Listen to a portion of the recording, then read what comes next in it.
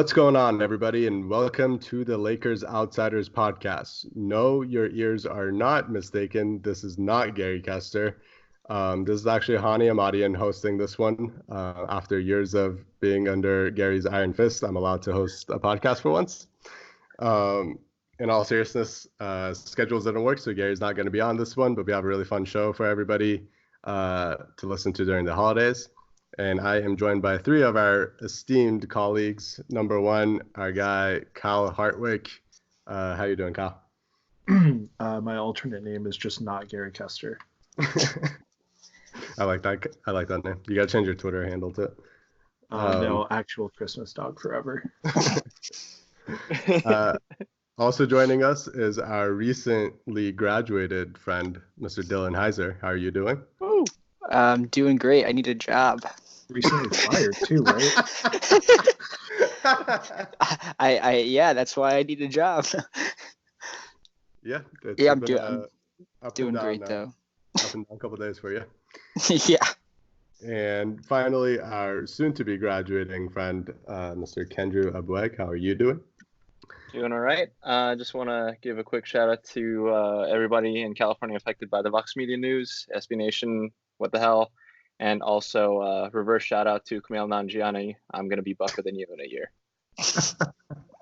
Also shout out to Dylan, who's not in California, but also got fired from SB Nation today. This is my favorite Friday spinoff. Yeah, right. How did you get fired off Twitter? I didn't. It was an email. They didn't even say anything on Twitter. Wow. It was just an email. Ugh. Oh well. What a shame. Yeah, so this is actually the theme of this podcast is talking about us being fired. So before we get started, just a reminder to everybody that you can see all of our work at LakersOutsiders.com. You can also follow us both on Twitter and Instagram at LakersOutsiders. Subscribe to us on YouTube, all of the different podcast platforms. We're on pretty much all of them. And also Facebook. You can see everything that we post, and we're doing a lot of really good work. Super proud of our team this year with the Lakers being as good as they are. I think our site's also been the best that it's ever been. But I am slightly biased. Anyway, so this is going to be kind of a special show.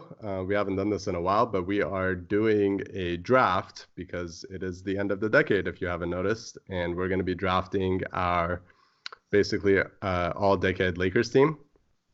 The only ground rules for this are the players that we select and coaches and whatnot will have to be from this decade as Lakers. So if you're selecting LeBron, it's only going to be the last 2 years of LeBron. If you're selecting Kobe, it's going to be Kobe from 2010 until 2013, which is when he actually retired. We will be doing 8 rounds. Our first 5 rounds are just going to be our starters in whatever order of position that you want, or maybe you want to go completely positionless. Maybe you want to draft Scott Machado, number 1 overall. We're not really going to stop you. Our 6th round is going to be a 6-man. The only rule for that is that the player must have played at least half of their games off the bench as a Laker. The 7th round is a coach. And the 8th round is when we get to go kind of crazy and pick our favorite meme of the decade related to the Lakers. So all that said, we already did our draft order. We're doing a snake draft, so everybody will have a couple chances of drafting first overall. And the very, very first pick actually belongs to Dylan because we felt bad that he got fired.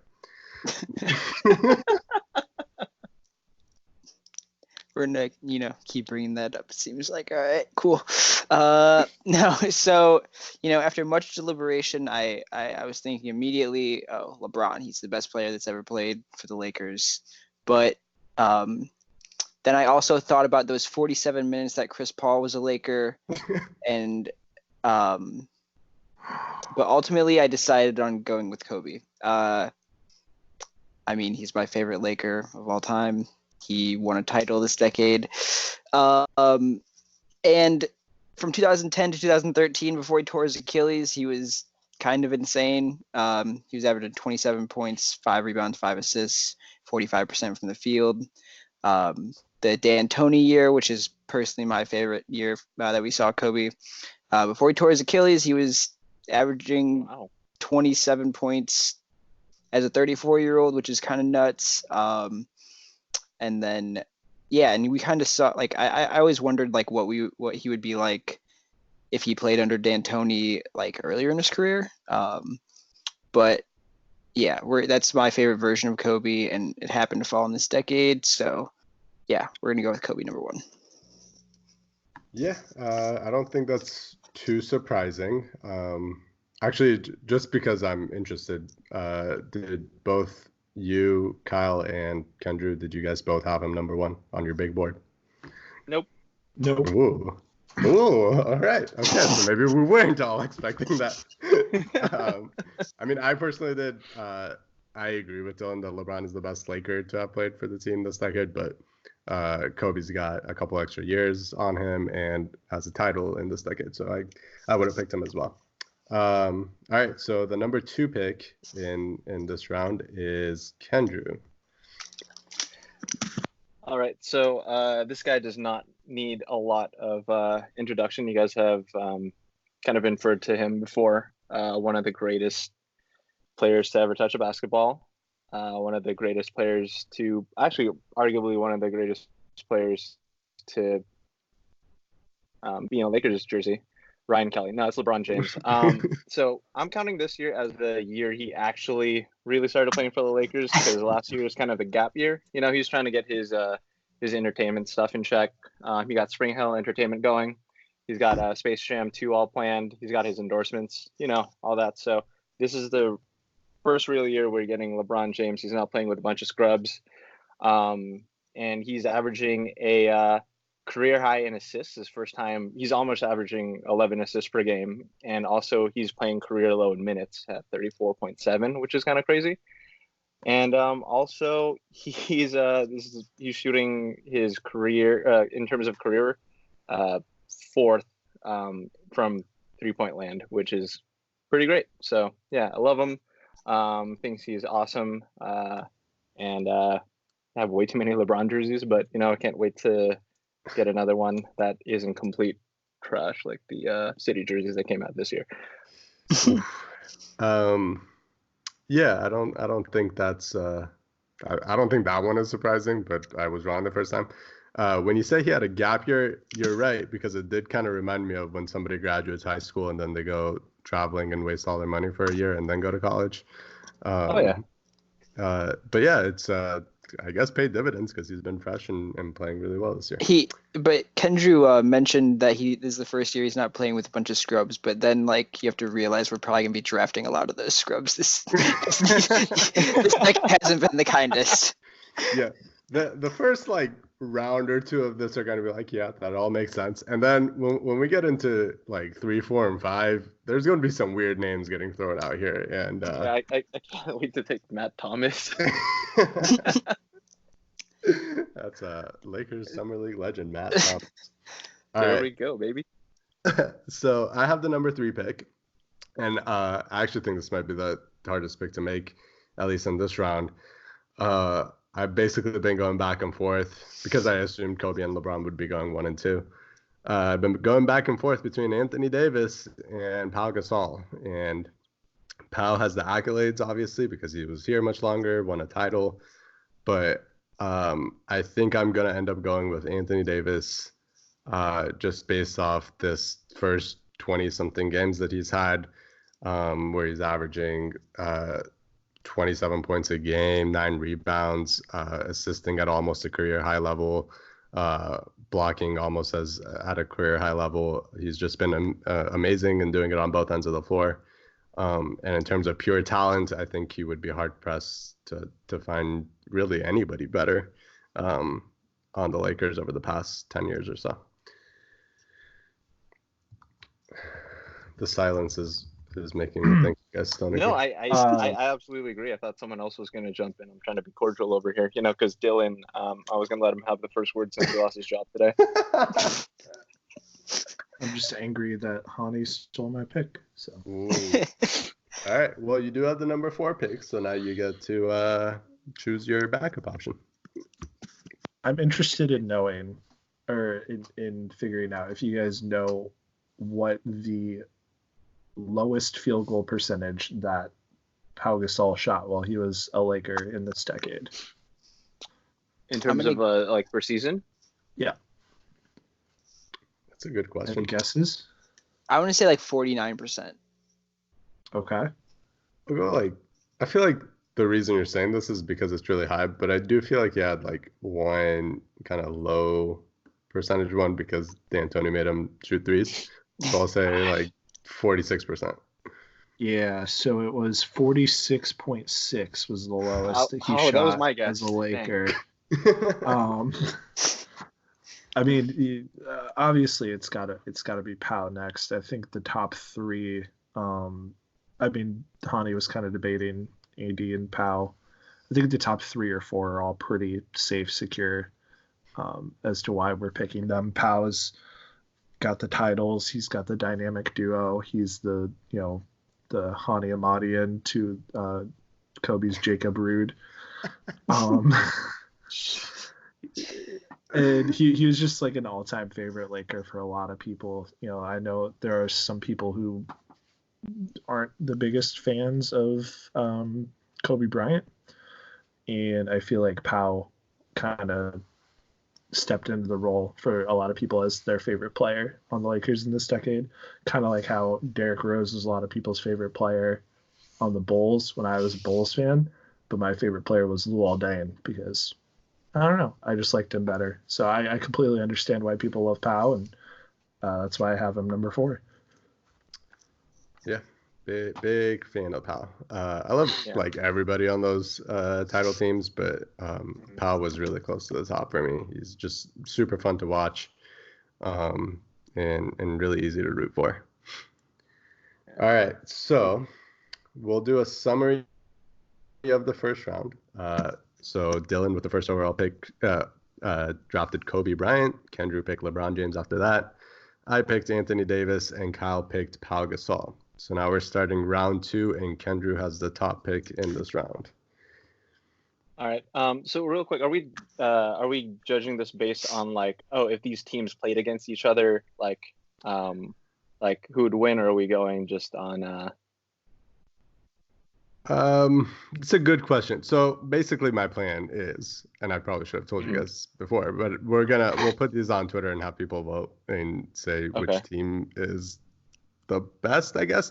But I'm encouraging you to also have fun. You don't necessarily have to build the best basketball team. It could be the most fun team, could be the most highlight heavy team, whatever you're the general manager. You decide what you want your team to be. Okay. Yep. For first overall pick, second round, I'm taking the Candyman, Lamar Joseph Odom. Nice. So he only played 2 years within the decade, but I mean he did win Sixth Man of the Year with us 2010, 2011. Probably with he and Pau are like 2 of my favorite Lakers within the decade. Shaq's number 1, but of course he retired after winning his 3rd championship with the Lakers and never played with any other team ever since.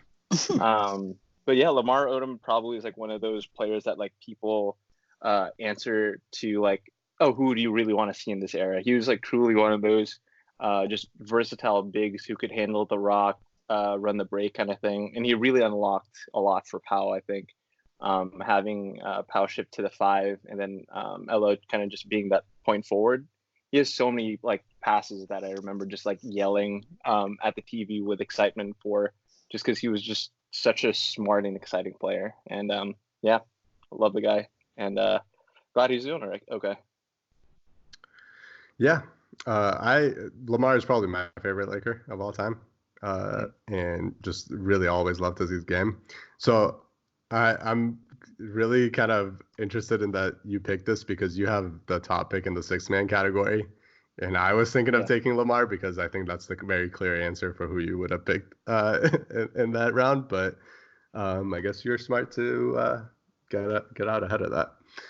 Oh no, I think like imagine a lineup of like LeBron James and Lamar Odom, and then like that would be really fun as a fast break team. Yeah, absolutely. All right, so now I have the next pick, and I could go a couple of different ways. I think I have a clear player for who I think is the sixth best player of the decade. My only reservation on that is that he's a center, and I already picked Anthony Davis, and I don't know if I want to go top heavy or front court heavy, but I think I'm going to. I'm going to pick Andrew Bynum and his bowling ball with my pick in this round. Okay. So Bynum's an interesting one because he only played a couple of years in the second for the Lakers, but he did make his, I believe, only All-Star game appearance. And I mean, he was really incredible. At the time that they traded him for Dwight Howard, there was very much a debate about which one of the two was the better center. And Dwight had been coming off of winning 3 straight Defensive Player of the Year awards. So I think he was a super talented dude that unfortunately injuries really hurt him. And right now my front court has 2 dudes who have been hurt by injuries basically their entire careers. But this is a hypothetical team, so I don't really care. We turned the injury sliders down. Can you just can you knock on wood real quick? Because I'm not superstitious, just kind of stitious, but thank you. Yeah. All right. Our next pick goes to Kyle. I'm torn between a front court player and a back court player here. Because this is the part of the draft I feel like that gets really, really weird, and I could go just about anywhere with this pick. I'm gonna go with a guy who's only played 2 seasons for the Lakers, and that's Dwight Howard. Nice. That's You get 2 versions of Dwight. Yeah, so obviously 27-year-old Dwight Howard came in, played pretty good season. This was before I was a Lakers fan, before I was a really big NBA fan, but 17 points a game in that 2012-2013 season, which is second most on the team behind Kobe. And then he's been playing the lights out so far this season, kind of completing the redemption story. He was one of the most hated men in LA for a long time, but now he's back and as good as he ever was. So I think that's a... What's that? Oh, I was going to say now the most hated one is Paul George. Yeah. Yeah. No, he's from the other LA though. Oh, yeah, right. Palmdale is in New York, and you guys know streetlights over spotlights, you know. Hashtag built not bought. God. Steve Ballmer's so rich though. Oh my God, it was bugged me so much. So Kyle's going with the interesting strategy of building the 2012-13 Lakers. Run it back. Oh God. If you pick Steve Nash the next round, I don't know, man. All right. Speaking of Steve Nash, the guy who I think actually will draft Steve Nash at one point, Dylan Heiser. All right. So,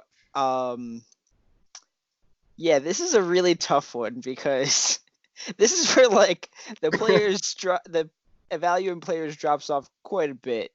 And I'm thinking of a couple people here, but I'm thinking of a pairing that I actually might go with later down the line. So for right now, I'm going to go ahead and draft Meta World Peace or Ron Artest. God damn it, dude! I had him. I was taking him the next pick. Yeah. So. Me too. Damn. I mean, Meta was only. Well, I mean, he was with the team for. I guess technically he was with the team for quite a few years in this decade, but he didn't really play a ton after, winning the title. But I mean, in the early part of the decade, lockdown defender. He was a decent shooter. He obviously hit the biggest 3-pointer the biggest 3-pointer in Lakers history, I would say, right? Over the Ori shot, I'm assuming. I would say so. Yeah, I think. I mean, you could argue that. Yeah, and It's either not a game winner, so maybe technically not, but I don't know. It's either way. close. Either way, he hit the Would you shot guys- to beat Boston in Game 7. He battled night in and night out, and my team needs a little bit of crazy. So like, we're gonna go. You're getting a lot of bit of crazy. yeah. All right. No, I like that pick. Well, I mean, I hate it because I was about to pick him with the very next pick, but I like it. All right. So second round, Dylan took Ron. Kendrew took Lamar Odom. I took Andrew Bynum, and Kyle took Dwight Howard. All right. So rounding into round 3, and things get real dicey now. I think Ron was a pretty clear cut pick, unless you were just going for a certain position. Now you get into some interesting players. I think I'm going to go with a point guard because, oh man, there are not a lot of point guards to pick from. And, you can argue about who the best Lakers point guard of the decade was.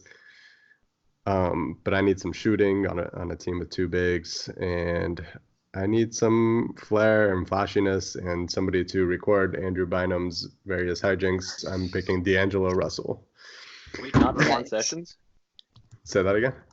Not Ramon Sessions? How dare you do this to your alma mater? You know what? I might pick him later. You never know. I'll pick JaVale as well. We'll go 3 centers. I hate you, Ani. No, but yeah. So talk to us about D'Lo. Like, So the thing about D'Lo is that he had his best seasons not as a Laker, but obviously a guy that a lot of the fan base really grew to like through some very, very bad years, and he was kind of the face of the franchise.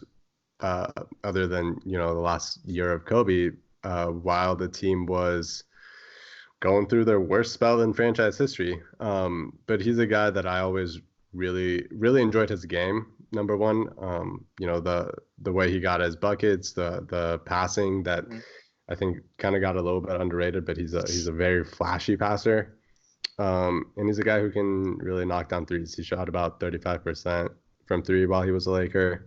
So he kind of hit the ground running in that aspect, even with his struggles on other stuff. And I don't, if I'm building a basketball team, I don't really care that his defense isn't great because of Anthony Davis and Andrew Bynum on the back line. Hey, where did he go to college? I believe Nevada. Oh, okay. No, it's Monteverde. He went to Monteverde. Right. With Nevada legend Jordan Carroll. All right, the next pick in round 3 goes to Kyle. Hani and I aren't speaking anymore, so I'm assuming that this is my pick now that he's done talking, because I kind of blanked out. I'm gonna go with the only guy. This is gonna piss some people off in this draft pool that we have. I'm gonna go with the only guy who's ever been traded in the same season that he led the team in scoring. Oh, and nice. that's Lou Williams, who is one of my favorite people to watch play the game of basketball on the offensive end. There's a caveat. To get him from the sixth man.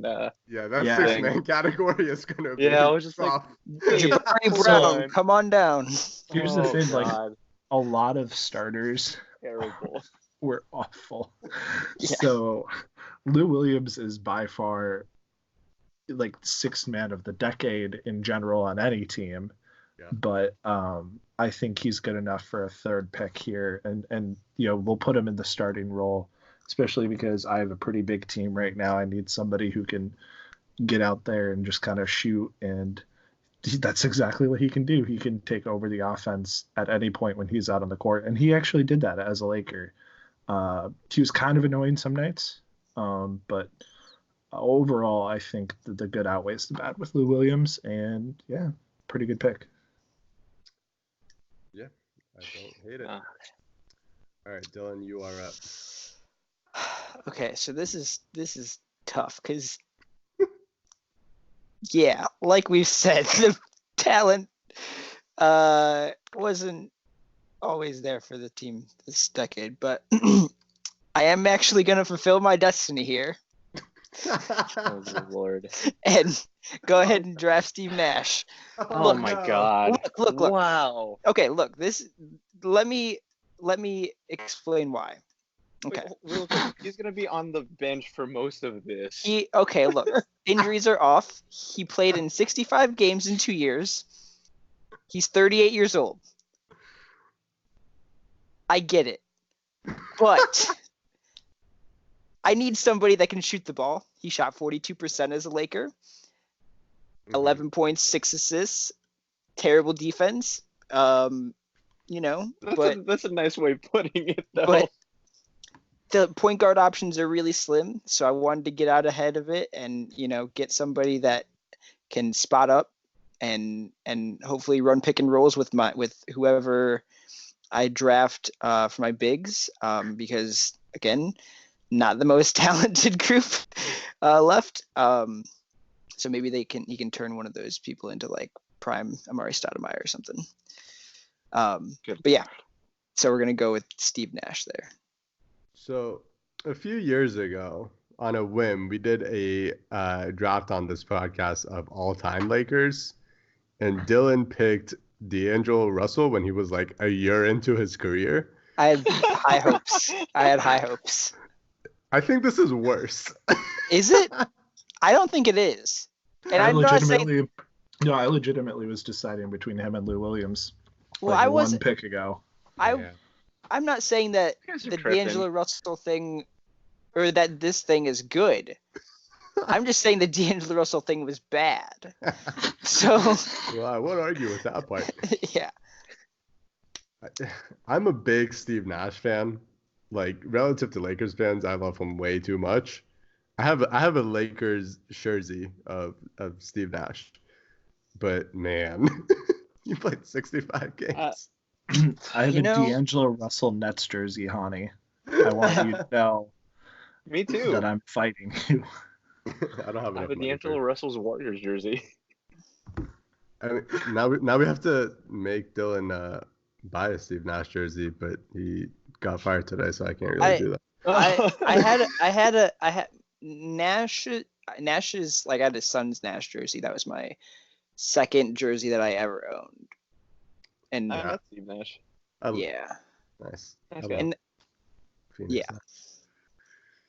All right. We talked way too much about Steve Nash. Kendra, take us home for this. We talked longer than his career lasted. All right. So I'm going to go and pick somebody who has more championships than Steve Nash. And this guy, I think, was probably the most joyous part of following the Lakers for those terrible years. But he was with the Lakers for 4 seasons. He actually had a career high his first year with the team. Yes. And this kid is Nicholas Aaron Young, a.k.a. Swaggy P, a.k.a. Uncle P. I had no idea where you were going with that. I love it. Dude, I mean, the thing is, like, I went to a ton of Laker games during that time because I could afford Laker games because they were so bad. But I was at the game where it was against Detroit in 2014 or 2013, 2014, I believe, and he just like went off and led the team to a win, which like hurt their draft position if we think about how they were actually tanking. But yeah, I'll always remember that Christmas Day game where he outscored LeBron James and like the Lakers kept it within 6 against the Miami Heat, which is such a crappy like Christmas Day game when you have the 2014 Lakers versus like peak flying death machine LeBron during his time with the Heat. But yeah, I needed shooting on my team. I need someone who is just insane. And if LeBron James can deal with J.R. Smith and like third eye open Kyrie Irving, then he could deal with Nick Young. Those are all good points. You have a wild ass team, dude. I will play I'm trying to make a team that I would want to play with on 2K. I was just thinking because I saw your team, you got LeBron and Odom, who are known for their passing. And then you have Nick Young, who we celebrated when he finally got an assist to Kobe after 3 years of playing with each other. He literally stole a pass that was intended for another teammate. And then proceeded to shot. Nail a game winner. Shot. Like, I think that's better than Meta World Peace shot against the Celtics. Yes, because that was a game winner. Lakers history. Wow, that was a wild round. All right, recapping that round, I picked D'Angelo Russell with the first pick of our round 3. Kyle followed with Lou Williams, Dylan with Steve Nash, and Kendrew with Nick Young. Wow. This is where the draft really got crazy. All right, round 4, Kyle, you're starting. So my big board ended a while ago. It ended after the first round. I was working tonight. I had stuff I had to do. I was like, yeah, you'll just write out a few names. Now we're done with those names. This was a medium board to start with, honestly. Yeah. I need a wing, and I can think of no better wing who was on the uptick at the end of his Lakers career than Brandon Ingram. Yes. Really? Who he had a very tumultuous career with the Lakers. Not necessarily like on the court, he was young, still trying to get into the form that we all thought that he could become. And then he showed about 10 games at the end of last year before he got hurt. And then he got traded. So I'm assuming that we're taking over with the new season, new Brandon Ingram, and he's healthy. So I think Brandon Ingram's a pretty good pick here. Not so much based off of his Lakers tenure, but off of what's to come in this little weird league that we're doing. And he's the other wing options are really bad. Let's just say that. Ryan Kelly, it does not work at the 3, and we've learned that, so I wasn't going to pick him. Yeah, but if you play the Blazers in a preseason game, though, he'll get you a game-winning dunk. There you go. I have one small forward on my list now, and you guys are going to know who it is because it's a... Well, yes, because it's you. But, yeah, I have 0 left on my list, so. Okay. All right. Someone take it. Oh, no, he's up next. Dang it. Yeah, all right, Dylan, you are up next. All right, so I'm going to go ahead and embrace the modern era, and we're going to go ahead and slide MWP or Ron Artest, whichever. Oh, no. We're going to slide him up to the 4. We're going to put Kobe at the 3. And then I'm going to go ahead and take Lonzo Ball here. Damn. Yeah. Play him off Steve Nash. And then we're going to have like the most fun passing backcourt of all time, probably. You have hold on, Dylan. You I just realized 2 people who played a combined 5 games for the Lakers. Injuries are off, Kendrew. We have discussed this. Sorry, my bad. You have the weirdest team ever. I'm sorry. Yeah. You're just gonna have to settle for like. Oh my God, this dude's gonna settle for Mozgov at the center. I forgot Mozgov existed. So don't no. talk bad about Mozgov, please. So when I'm sure you guys gotta have the same feeling when you put up like these lists of players over the decade. You realize that the Lakers were really like front court heavy. They had a lot of good centers and power forwards and not much else. Somehow Dylan can't move away through 4 rounds without a single one of us. Yeah, I don't need those guys. I have Steve Nash and Lonzo Ball. They're gonna turn whatever center, whatever body I turn in, or whatever body I roll out there into something decent. We'll be all right. All right, we're gonna move Ron Artest to the 4. Ron Artest, who's what? Hold on, you're telling me 6'6", 260. Ron Artest was PJ Tucker before PJ Tucker existed. All right, that's disrespectful to Ron Artest. Let's not do this. I'm saying, Yeah, you get what I'm saying. As he could have played up. PJ Tucker is a legend for his shoe collection, his sense of fashion and style.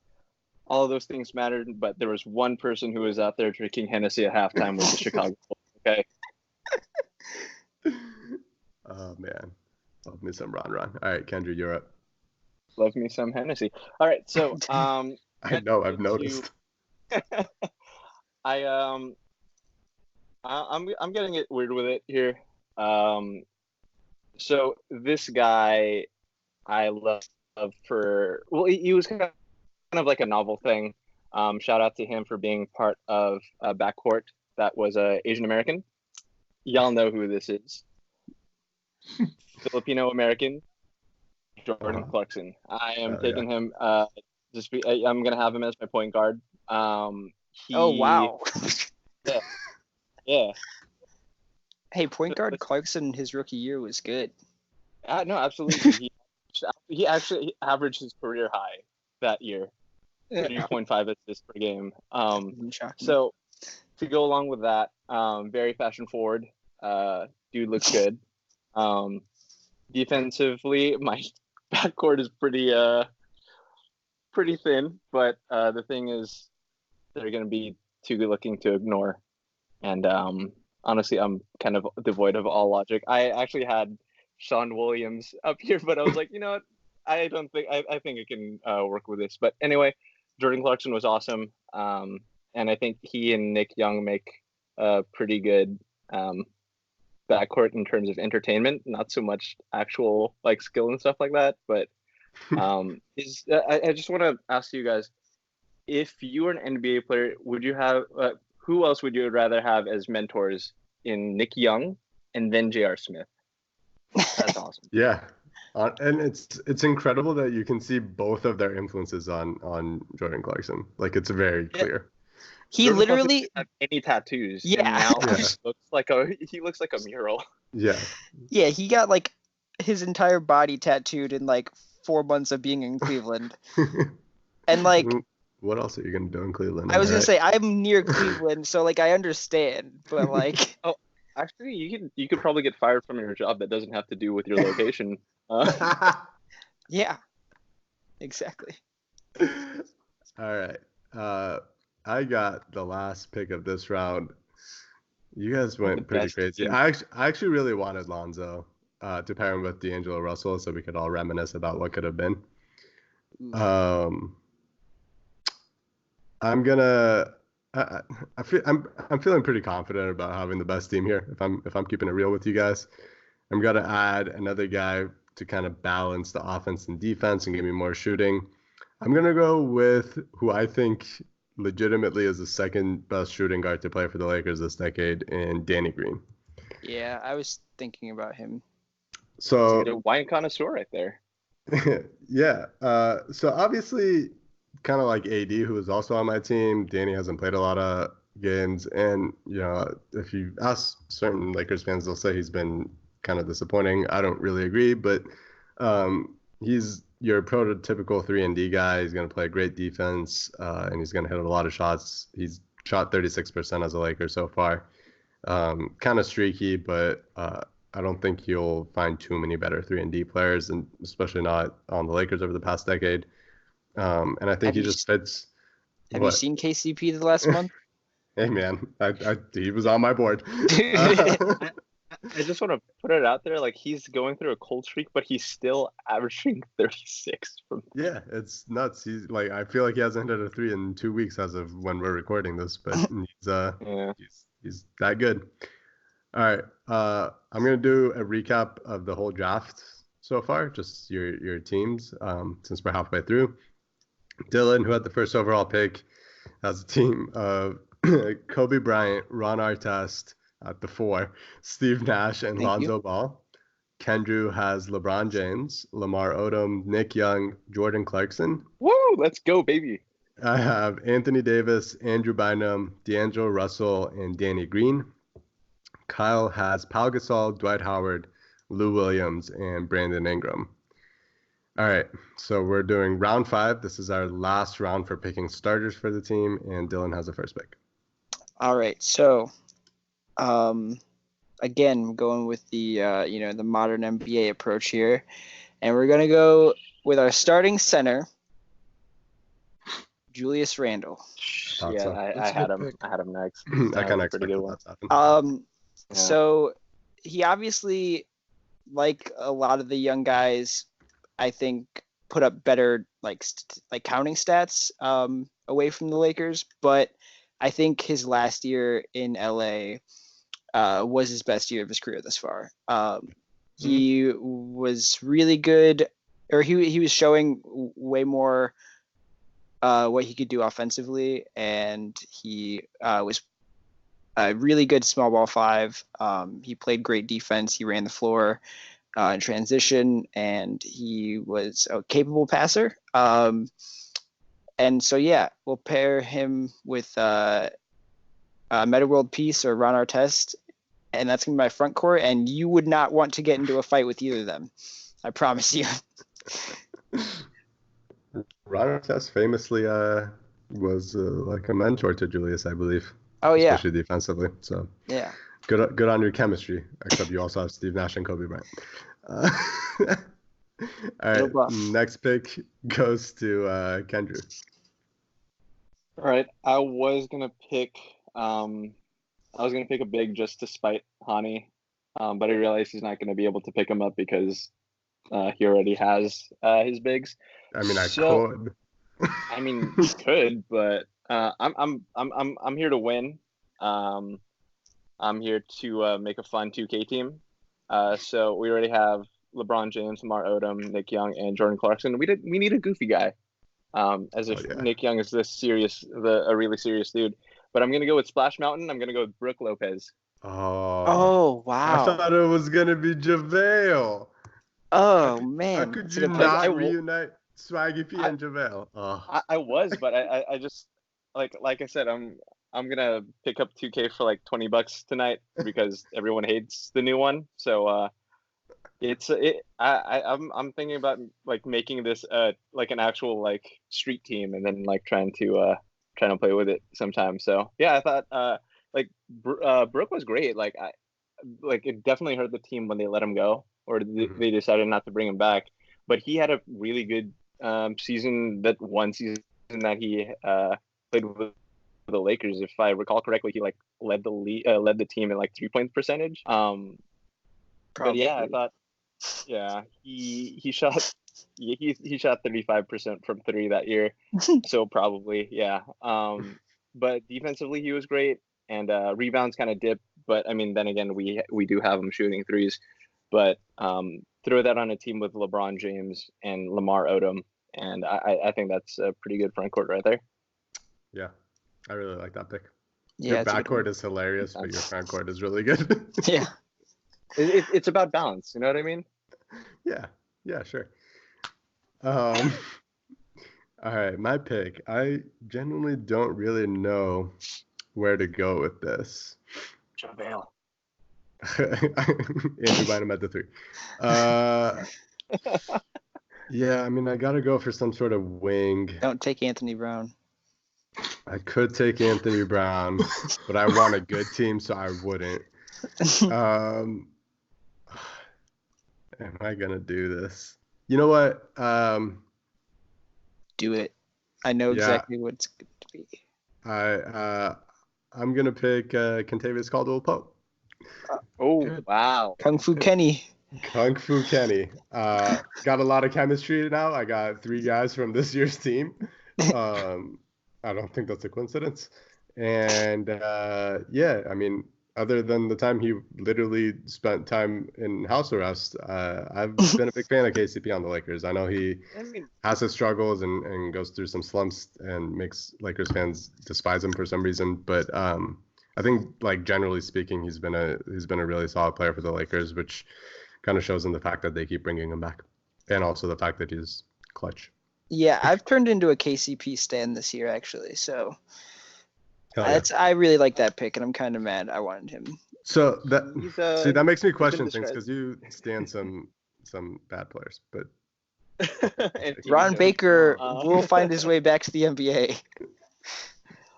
I mean, one could describe him as manna brought down from the heavens too. So can't discount him for that. Yeah. Look, we already have a round pick. for memes, but KCP will just bring some additional ones. The young Pope, as we have dubbed him at times as well. All right, last pick of the starters goes to Kyle. I go back and forth between wanting to wait until the sixth man for this guy or picking him now because I really like him. And I don't know if anyone else is going to take him or not, but I think he would be a good addition to this starting five that I have. Played one season for the Lakers. It's Jeremy Lin. Oh my dude! I had. Oh, okay. You just wanted the Asian guy. I wanted to bring back that Asian American backcourt. That hurts, Kyle. That really hurts. I mean, he was pretty good. I know a lot of Lakers fans have soured on him because of Jeremy Lin's stance. If you don't know who they are, just say Jeremy Lin sucks on Twitter and watch your mentions blow up. But he doesn't really suck, and he didn't suck as a Laker, and I think he was a highlight of those early years when I started first paying attention to the team. Shout out to him. I know he's kind of been going through a rough time being out of the league, and mental health isn't something to joke around with, and I wish him the best, and I like him for my starting five. Yeah. And NBA champion. Wow. Yeah, good point. Yeah, shout out to Jeremy Lin. I've always really liked him as a person. I didn't love him as a player when he was on the Lakers, but he did also give us one incredible moment, which wasn't really even his fault, but it was Byron's fault of telling him not to foul when there was literally like a half-second difference between the game clock and the shot clock, and Kobe sprinted on his 36-year-old legs to go foul somebody. To foul Mike Conley, I believe. His freshly ruptured Achilles. That's the most effort he's put into defense in the mid-2000s or 2010s. Oh, man. Oh, Jeremy Lin also gave an incredible moment. I think this was against the Clippers where Kobe's on the wing asking for the ball in the closing seconds of the game. Yeah. Yes. And then Jeremy Lin waves him off only to go drill a jumper over Chris Paul. Incredible moment. Just beautiful. And I'm pretty sure he was part of that post-game interview where him and Jordan Hill and Nick Young were lamenting that the Lakers are back. Yes. Yeah, Jeremy Lin gave us a lot of great moments now. Yeah. All right. Okay, now we're up to round 6. This is strictly our 6-man category. Again, the rule is that they have to have played most of their games off the bench as a Laker. All right, Kendra, you're starting this. All right. So I already established that I have the best starting five. And I know how to draft, as we know I'm number 1 in our fantasy basketball league. Not for long. Playing me. Shout out to we are playing this week. Cool. But I gotta go. I was pretty hurt with Jeremy Lin not being there, but I mean, for the most part, he was starting, if I remember correctly. But then I remembered that we have someone that did bring us a lot of good moments. And once again, I'm trying to think, would I want to play with this team in 2K? Really do like him as a player. I got to go with Josh Hart, aka that's a good Josh pick, Barkley. So he turns out he only started 23 games his rookie year, and then 22 games his next year. So 6-man right there. Great defender, great rebounder. Shoots the three pretty decently. He shot almost 40% his rookie year. And I really like his game. It sucks that he's been getting injured with the Pelicans. I mean, someone's got to give that man a high five one of these days soon. Josh Hart. Or, AKA Jason Hart, as Reggie Miller often calls him. All right, next pick. Actually, I think this is fairly easy for me. I kind of wanted him if Lamar and Lou Williams and swaggy people were gone. I'm going with Shannon Brown. Let Shannon dunk. Big, not after that. Big fan of him during those title years. Obviously won 2 championships with the Lakers, one of them in this decade. And yeah, if I'm drafting Shannon Brown, it's because I want to see some crazy dunks and even some crazy missed dunks. Shout out to Jason Richardson. All right, next pick in this round goes to Kyle. This is a really fun pick because I feel like he has slipped through the cracks of our mind over the past few years since he's been away from the team. But he was the subject of many of debates in the Lakers Twitter sphere, and that's Larry Nance Jr. I literally forgot he existed. He had a really good motor and was just willing to do whatever you asked of him on the court at any point in time. He also had some really great highlight plays throughout his career on the Lakers. And I really liked him when he was a Laker. I didn't like all of the discussions of who's better between him and Julius because it was Julius the entire time. But Larry Nance, since he's left, I've missed him dearly, and Nance will make him dance. Also, very much deserved to win that dunk contest. Yeah. Donovan Mitchell was a fraud. That was whack. That was so whack. Vince Carter good. wasn't even. He didn't even play for the same team. Yeah, that was odd. I mean, if anything, it's gonna be great for when he gets traded to the Raptors when he's like 36 years old. And he didn't even fucking do the right dunk. Like, there's that first F-bomb. Let's go. I'm pissed, man. That was a dunk. And it wasn't Kendrew. Wow. Like I said, only one time, and that was on the forum. Shout out to the boys over there. I feel like I should be resending Dylan's pick in this round because of that, but we'll let him keep it because he got fired from his job today. There's a lot of pent up frustration going on. The Niners lost yesterday. Sorry, okay. that sucked. I didn't get to watch the game, so I'm just. Okay. Now I need to make a pick. All right, so my 6th man here. This is tough because Kuzma would be the obvious choice, but he has started the majority of his games, I believe. Yeah. So, I may need some size. So we're going to go with Zublaka, Oh, okay. We're going to get Ivica Zubats in here, or Zubat, Okay, one of the whatever trillion nicknames that he has. And, he's a good pick and roll guy, protects the paint pretty well, crashes the boards, pretty skilled offensively for his age when he, was like the 32nd pick or whatever it was. And just literally the nicest dude you could think of. And he was so thrilled to be a Laker, and, he's forever in my heart. And him with Steve Nash, I'm telling you, those pick and rolls, they're going to be deadly. Zubats is going to put some hammers down, okay? Two things. Your Kobe voice was Bryant would shaking when you literally said murder that man. Yeah. And then the number 2 thing, shout out to Zubats' brilliant post the day after he got drafted. Of his girl wearing his jersey in bed. That was incredible. Just one of legend. all-time favorite Lakers moments. Shout out to Mike Biscala. Oh, come on. We're having a good time. Hi, dude. God. Okay. All right. We are in round 7. Things are getting tense. This is the coaching round. We're all picking a coach. No, it's the meme round. No, this is the coach round. No, get out of here. Coach. You don't get to change these things. Out of here. Wait, I thought meme round was before coach round. No, meme Oh, round. no.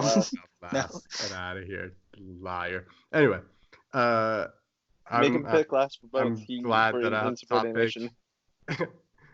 I'm glad I have the top pick because it's an easy one. I'm not thinking it too many times over. It's Phil Jackson, only coach of this decade to win a ring, and only coach, well, not the only coach, but one of the few coaches to take them to the playoffs this decade. So Phil it is. And Kyle, you are next. So I thought that the meme round was the 7th round and the coaching round was the 8th round, but I was wrong. That doesn't change my coaching pick at all, though. Cool. Because my coach is Frank Vogel. Ooh. Who is currently leading the Lakers on a really good stretch of games. They're 24-3, number 1 in the Western Conference. Showdown with number 1 in the Eastern Conference coming up this week. And he has 2 really fun players on his team that could probably win at this rate with most coaches, but he's also doing a pretty good job of defensively scheming against some of these teams. And his rotations are kind of suffering a little bit, but I'm not going to hold it to him too much. He's still figuring things out. And I just really like Frank Vogel. So that's my pick. Yeah, Vogel currently has the, as the time of this recording, we're probably going to publish this a little later, but at the time of this recording, he has the best win percentage among all Lakers coaches. No, not true. It is true. No, it is I know you're going to say Bernie Bickerstaff, but it's slightly higher than his. Really? Yep. Damn it. Okay, Yep. well, awesome. Like 3%. Cool. Vogel right now, before the Pacers game is when we're recording this, is at 89% win percentage. Bernie was at 80%. Yeah. And let me just say that's a pretty small sample size for Frank Vogel. But not for Bernie Bickerstaff. We knew that. Nope. Real ones now.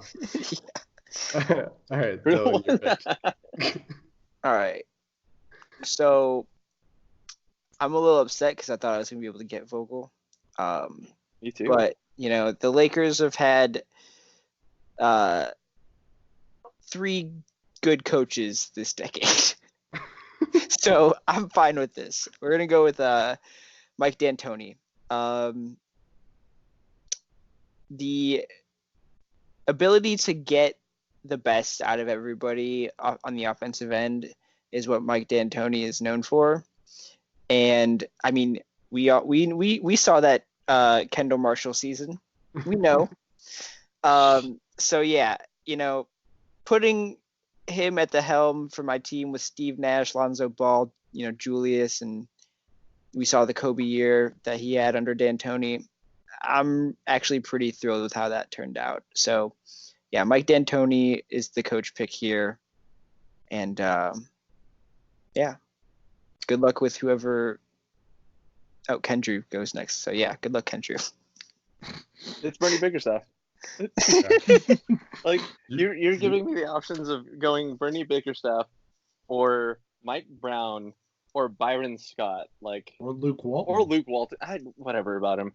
But with like in the concept of like what was going on with that team at the time, Bernie Bickerstaff, I think his only loss was, I believe, to the San Antonio Spurs. But his whole like thing was like, yeah, I kind of just let them play to their strength. I'm not gonna try to suffocate them with the Princeton offense or whatever that takes the ball out of Steve Nash's hands. And 4 wins, 1 loss, second best win percentage in Lakers history behind Frank Vogel. And I'll take that 80% to Mike D'Antoni's and Phil Jackson's. So yeah. All right. Perfect. I think that round went pretty much exactly how I expected it to, including Bernie Bickerstaff. Yes. All right, the final round. Jesse Mermes as the assistant. Our final round is our meme round. So this is just we basically gave creative license to everybody for this one. You can choose pretty much whatever you want to be your meme, your favorite moment, basically, or funniest moment of the Lakers for the past decade. And Kyle has the first pick on this one. Little known fact, because I didn't realize it until like 5 minutes ago. Hani, Dylan, and I think Kendrew started at the same time as us, have been covering the Lakers for 5 seasons now. This is our 5th season. Oh, And wow. in the first season that I covered the Lakers, I was working on a post about, I think it was a game recap or something. It was one of my first posts for the site. And I called Brandon Bass Lance Bass. Yes. Oh gosh. So Shout out. shout out Yes. to both Brandon Bass and Lance Bass. Also, just a little mini shout out while I was exploring Basketball Reference. Roy Hibbert played 81 games for the Lakers in 2015-2016, and he started 81 games for the Lakers. So shout out Roy Hibbert. Crazy he didn't get injured with all the times he fell on the ground. that Yeah. entire year.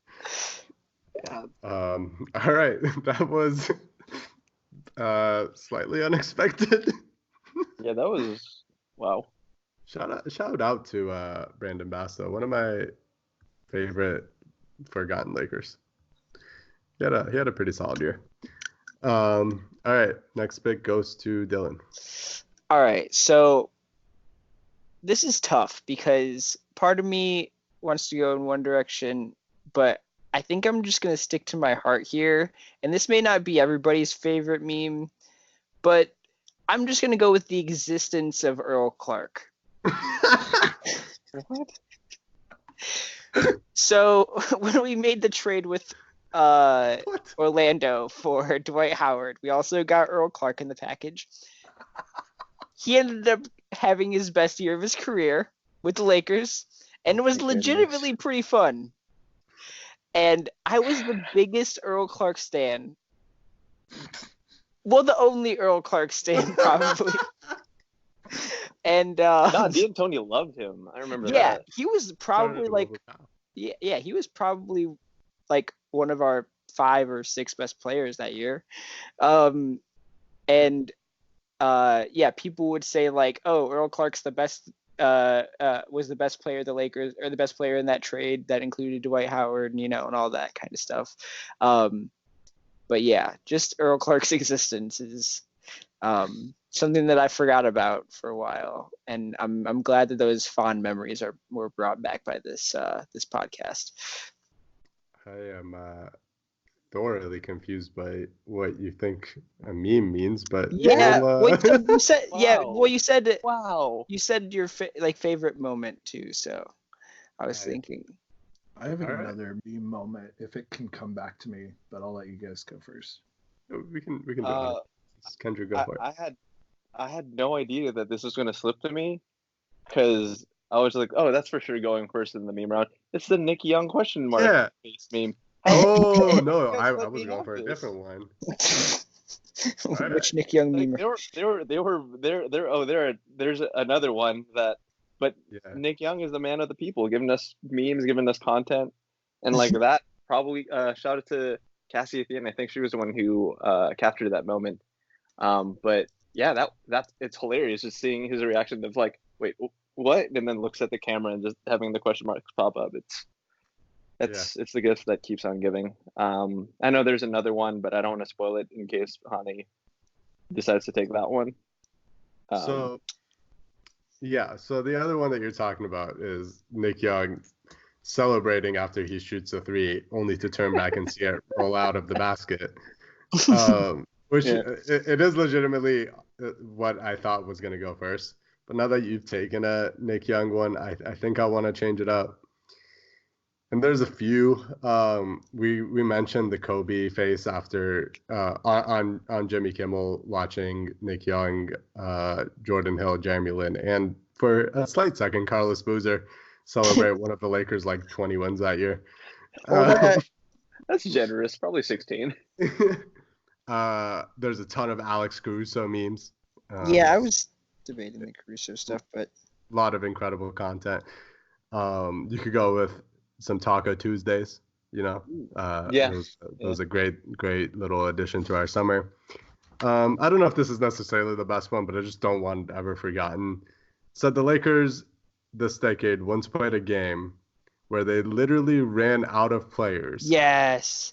Yeah. And had to play, I believe it was Robert Saka who fouled out, but had to stay in the game because they did not have any other players.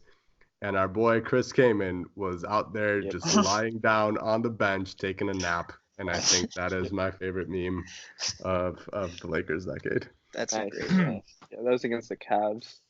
Yeah. Yeah, it was. Can I bring up some honorable mentions of mine? Yeah, you, Kyle, whoever, everybody. I want to go Yeah. first. Okay. Yeah. Marcelo Huertas literally shooting like behind the back, or like I don't even know how to describe, over his head. Yeah, backwards. The true NBA the logo. Heat game. In the same game, I believe that he got just crossed into another plane of existence by Tyler Johnson. Oh, Tyler? Yeah. I believe was it was that, okay, so was that the same game that he hid behind Spoelstra and got a steal, or was that a different Heat game? It could have all been the same legendary. Because that's incredible. Wow. If all three of those happen in the same game, I need that might be the greatest game anybody's ever played. Was it also the same game where Jordan Clarkson got into a fist fight with Goran Dragic? No, that was way later. So. I That was think. a different one. That would also be hilarious. Go ahead. Oh, thanks. So some other one. I was also going to go with the D'Angelo Russell phone stuff. Like they spoofed it in a Foot Locker commercial where like he was talking to Ben Simmons about being a rookie, and he's like, "Let me see your phone." Takes it, tosses it into the ocean. That was hilarious. That gave us good content, even though things got kind of awkward and kept calling him a snitch, even though people seem to forget that Kobe snitched on Shaq and led to a divorce. Another one was, speaking of the original snitch himself, there's the gif of him like with his daughters like during his jersey retirement ceremony game.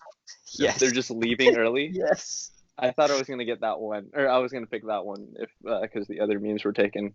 That's hilarious. Like because I think KCP like bricked a game tying shot, and then Kobe was just like airballed it. He airballed. Yeah. He went down the court, coast to coast, pulled up from three, and airballed it by about 15 feet.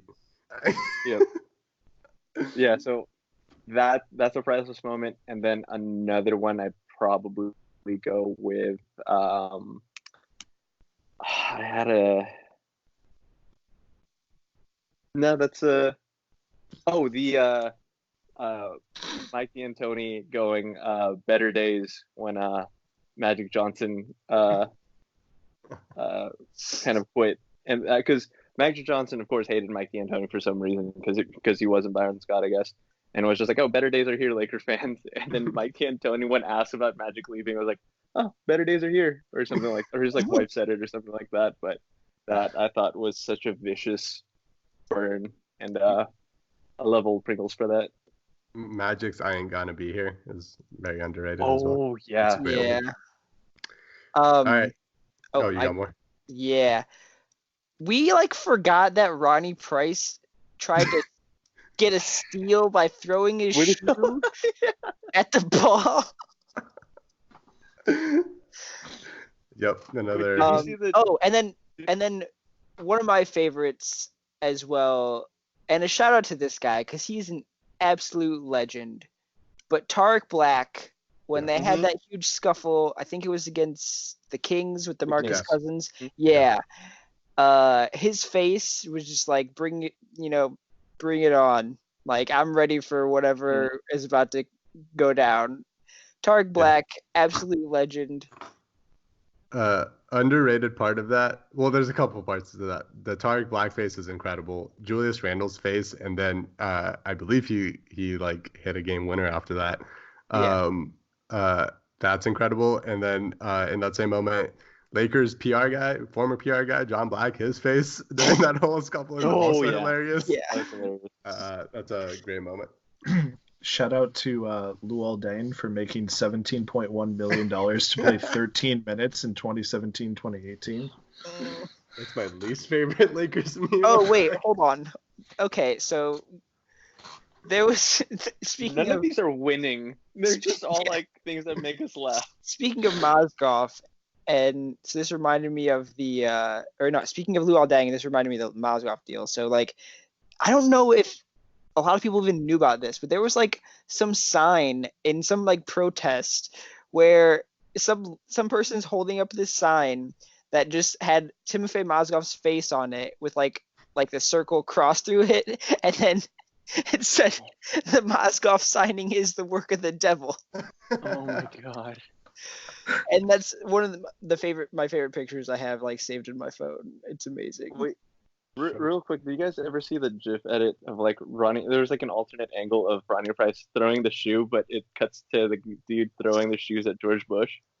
Oh my god! I don't think I've seen that, but I really want to. Or Like, I remember seeing- Go ahead. I forgot where I saw it, but I remember seeing it, and I was like, this needs to be in a museum or something like that. Like, that's such an that was incredible. Oh, also Kobe's last thing ever in an NBA game is an assist. Oh yeah. It's pretty. That's pretty one. amazing. That's yeah. And it went to Jordan Clarkson, who's on my team. Yeah, I was gonna say. The video edit of the guy flipping the water bottle and amazing a bunch of people in an office room or like a conference room, but Timofey Mozgov's face is on there, and it's like Luke Walton and Mitch Kupchak, and that was posted like immediately after they signed him, and it's one of my favorite memes, but I have no way of figuring out who made it, or like I think it may have even been Grant that made it. I'll have to go and find the video, but it is so hilarious. Didn't Mozgov's agent tweet something like "We go to LA"? After Yes. his sign? Yes. Oh my god. Amazing. All right, we gotta cut this short because we just gave like 25 Wait, different one answers. last one. One last one. All right. Julius Randle yelling, "He can't guard me" to Draymond Green during a preseason game, and then like, getting locked up by Draymond Green throughout the regular season afterwards. That's a good one. All right. So to wrap this up, we're just gonna go in order of our first round picks and just have everybody read off their teams and give us like a 1 minute elevator pitch for why people should think that they have the best team. So Dylan, you are up first. All right. So we got the best player of the decade, Kobe. We got really great passing with Nash and Lonzo, and Julius can pass for a big. We got Randall when he was a good defender, and we have Ron Artest. And then you got Mike D'Antoni leading the charge. So offensively, we should be fine. And then, yeah, I don't know. I like all these players, so that's why. You also have Ivica Zubac as your sixth man. And your favorite meme was apparently the existence of Earl Clark. You're telling me that Earl Clark existing is not a meme in itself. Is that what you're trying to tell me? Yeah. Okay. Well, that's just wrong. All right. Well, great pitch. Good job, Dylan. Thank you. Andrew, you are up next. I'm sorry, I'm still laughing at this. All right. So I mean, I have LeBron James. I have shooters. I got someone else who he can pass to, help run the break with. Not in the most traditional sense, but he's got Lamar Odom.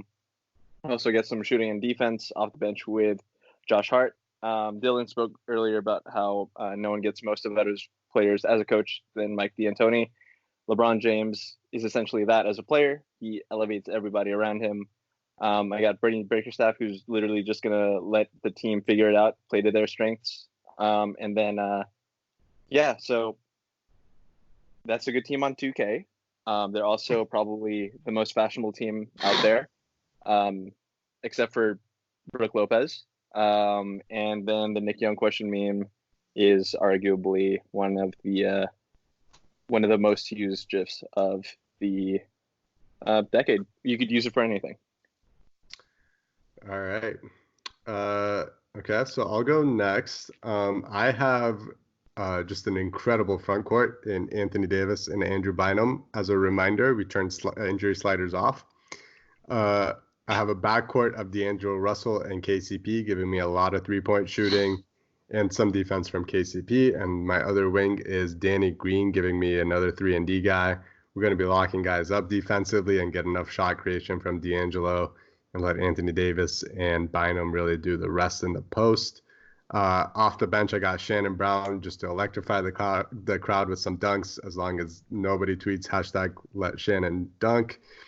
I got the best coach in the business in Phil Jackson, and you're telling me the triangle won't work with AD, Andrew Bynum, and D'Angelo Russell running it?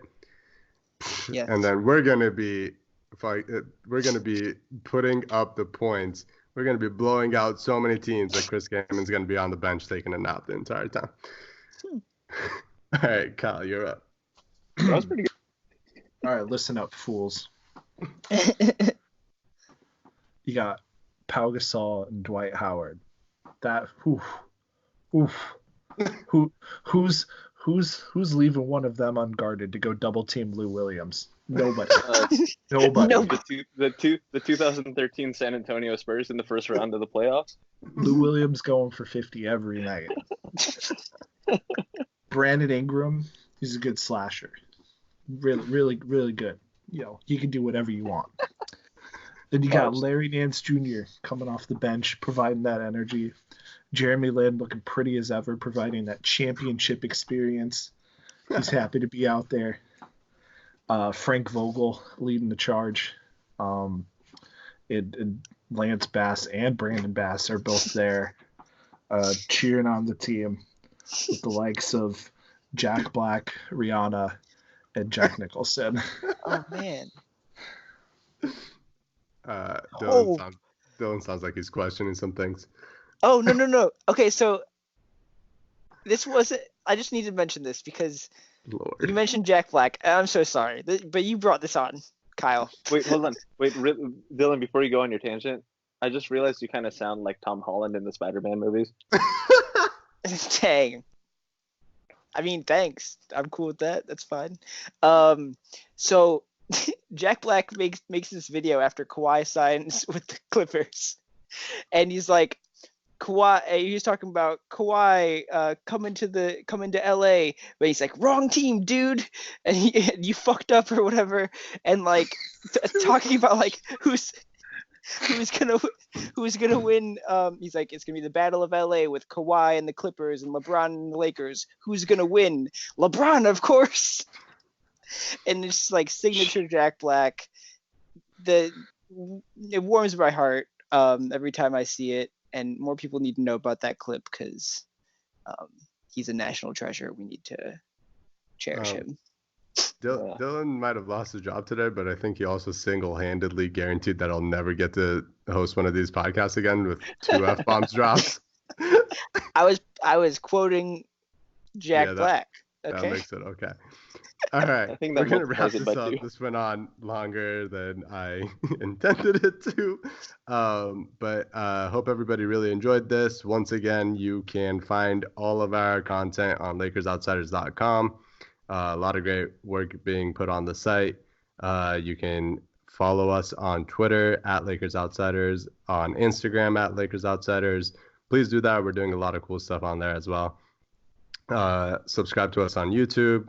We have a weekly recap show put on by our friend Donnie McHenry. That's really, really good, and everybody really needs to support that. Oh yeah, Donnie.